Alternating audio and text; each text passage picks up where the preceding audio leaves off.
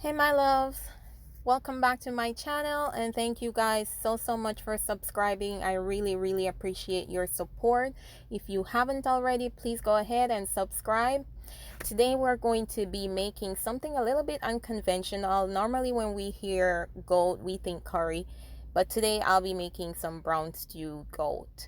So here I have my goat all washed and cleaned and seasoned.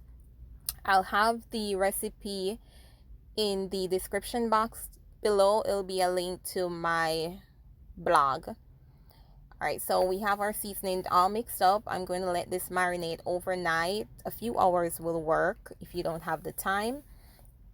And then we're going to be adding our seasoned meat to our hot oil, and we're going to saute that for a few minutes.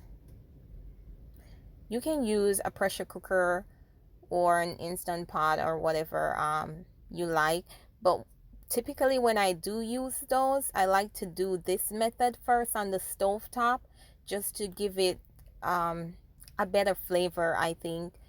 So I'll saute it on here first, and then I'll transfer it to my pressure cooker or my Instant Pot.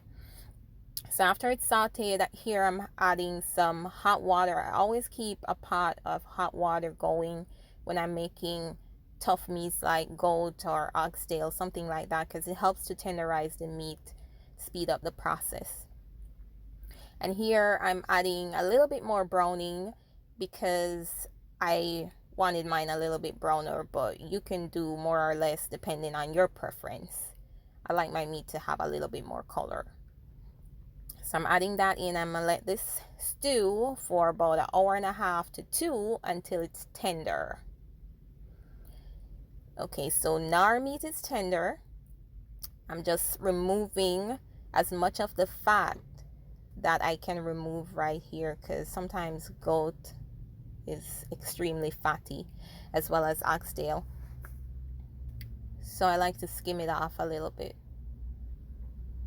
Once that's done, I'm just going to add some butter beans. You can do potatoes and carrots like we normally do for a typical stew, but today I just want it to be quick and fast. So I'm adding a can of butter beans. And then we're just going to let that simmer. If you put potatoes and carrot, you just let it simmer for a little bit until the potatoes and carrot is tender. So once that's simmered, then your brown stew goat is all done and ready to be served. And this you can pair with practically anything: rice and peas, plain rice, ground provision, whatever your preference is.